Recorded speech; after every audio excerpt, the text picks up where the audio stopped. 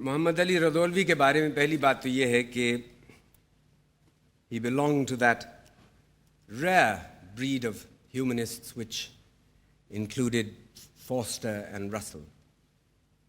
یہ فقرہ میں نے ایک مغربی دوست کو ان کا تعارف کرواتے ہوئے لکھا تھا. انہوں نے کئی ذاتی رسالے بھی نکالے، مذہب اور اخلاقیات پر مضامین بھی لکھے، کتابیں بھی لکھیں، کہانیاں بھی لکھیں، افسانے بھی. ان کی تحریروں میں بہت شگفتگی ہے، لیکن جو نکھار ان کے خطوط میں ہے اس کا جواب نہیں. بہت سے خطوط ان کی بیٹی کے نام ہیں، ہما بیگم کے نام.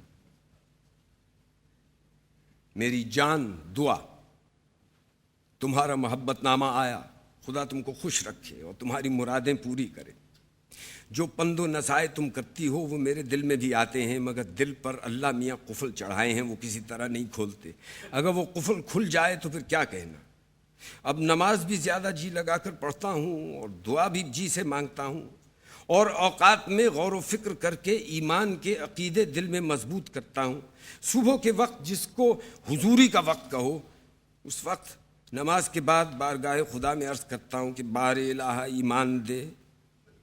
اللہ میاں فرماتے ہیں ہمارا کام ہے ایمان بخشنا، مگر تم خود اپنے دل میں ڈھونڈو یہ طلب تمہاری صادق ہے.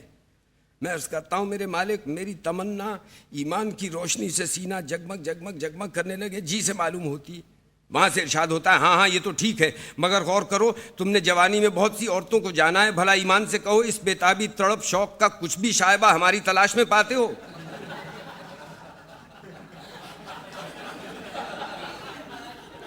میں عرض کرتا ہوں جی نہیں. اس طرح کی تڑپ بے چینی تو نہیں پاتا. ایک دوسری طرح کی خواہش ضرور ہے. وہ فرماتے ہیں ہم تمہارے دل کا حال تم سے بہتر سمجھتے ہیں. یہ خواہش جو تم محسوس کر رہے ہو یہ ہماری محبت کی وجہ سے نہیں، بلکہ بوڑھے ہو گئے ہو، عورت منہ نہیں لگاتی، طاقت جواب دے رہی ہے، موت کھڑی گھور رہی ہے، اس لیے اس طرح کے خیالات دل میں پاتے ہو.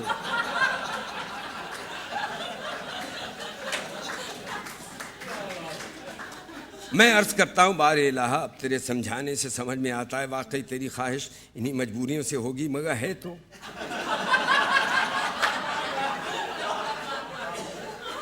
جوانی میں نہ صحیح، بڑھاپے میں صحیح، مگر اب تو ہے. اسی کا خیال فرما کر رحم کر اور دے دے دولت ایمان. جواب ملتا ہے ہاں چلے چلو. میں عرض کرتا ہوں ارے میرے رب، میں تو اس سے زیادہ کی آس لگائے ہوں. تو رحیم ہے، کریم ہے، غفار ہے، تیرا کیا نقصان ہے اگر اس سے زیادہ دے دے اور مجھے کچھ تسکین ہو جائے. حکم ہوتا ہے زیادہ بک بک مت کرو. کہہ تو دیا کہ چلے چلو اور کچھ نہیں تو جھوٹ سچ تمہاری عبودیت تو مضبوط ہوتی رہے گی. ماں مانتے ہی نہیں، قفل کھولو کی رٹ لگا دی. ابے ہم تیرے رگ پٹھے سے واقف ہیں، بہروپیا جھپ جالیا دنیا بھر کا، آیا وہاں سے ہوا باندھنے. میں عرض کرتا ہوں اب حضور مالک ہیں، جو جی چاہے کہہ لیں، چھوٹا منہ بڑی بات.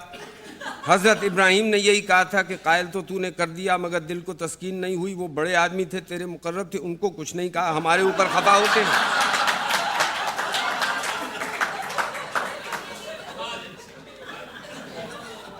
پھر آپ سے نہ کہیں تو کس سے کہیں؟ آخر کہاں جائیں، کس سے عرض حال کریں؟ میں 3.5 برس کا تھا، آپ نے باپ کا سایہ سر سے اٹھا لیا. کہیے ہاں.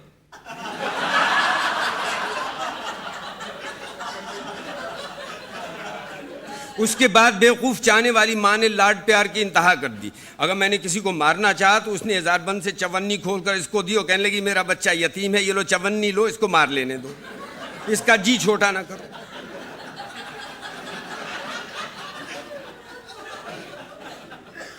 گھر میں دادا رہتے تھے، وہ والد کے قصے سنایا کرتے کہ تمہارے باپ نے یہ کیا، تمہارے باپ نے وہ کیا. میرے دل میں بھی شوق پیدا ہوتا تھا کہ ہم بھی بڑے ہوں گے تو یہی کریں گے.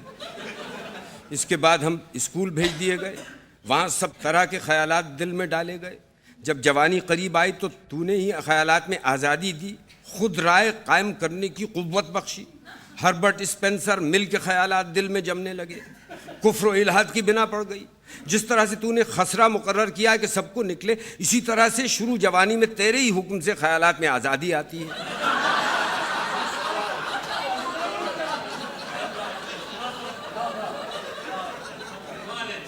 جیسے بعضوں کو اسی خسرہ سے سینے کی بیماری ہو جاتی ہے جو جان لے کر جاتی ہے، اسی طرح شروع جوانی کے خیالات بھی ہیں کہ بعضوں پر ان کا اثر نہیں رہتا، اور بعض بیچارے ایسے بدقسمت ہوتے ہیں جن کو خیالات کی دق ہو جاتی ہے۔ جیسے دق کی دوا کرنے میں دوڑ دھوپ کرتے ہیں، اسی طرح ان خیالات کو بھی دور کرنے کی کوشش کرتے ہیں۔ بہت سے خوش قسمت بچ جاتے ہیں، بہت سے ہمارے ایسے جوانہ مر پاتے ہیں۔ اب اس میں ہمارا کیا بس تھا، اور کون بس ہے؟ حضور جان بخشی ہو تو ایک بات عرض کروں۔ آواز آئی، کہو کہو، کہے جاؤ، ہم سنتے ہیں، بڑے منطقی ہو، خوب زبان چلتی ہے، گھبراؤ نہیں، چلے چلو، ہم وعدہ نہیں کرتے مگر اتنا کہہ دیتے ہیں کہ بے آس مت ہو، جاؤ۔ اسی طرح سجدے میں پڑا رہتا ہوں، حکم ہوتا ہے، ہم سب کچھ جانتے ہیں، مگر تم اپنے دل کی بھڑاس نکال لو، کہو کہو، کوئی حرج نہیں، ہم اپنے بندوں کے عرض حال کو برا نہیں مانتے، کہہ چلو۔ میں کہتا ہوں، بار الہ، تیرے مذہب کی تعلیم دینے والے کہا کرتے تھے کہ بس خدا میں یقین رکھو۔ ہم یقین کے معنی تو سمجھتے نہیں تھے مگر سن لیتے تھے۔ اس دن ایک امریکن کی کتاب میں نکلا کہ to believe in God is to desire his existence and what is more to act as if life existed. لے بھلا حضور ہی فرمائیں، ایک طرف تو منطق نے عقل کو باولا کر رکھا ہے، دوسرے مولوی بے ایمان دنیا بھر کے خرافات بچپن سے دماغ میں ٹھوس رہے ہیں۔ اگر آپ کے بندے گڑبڑا جائیں تو کیا تعجب ہے؟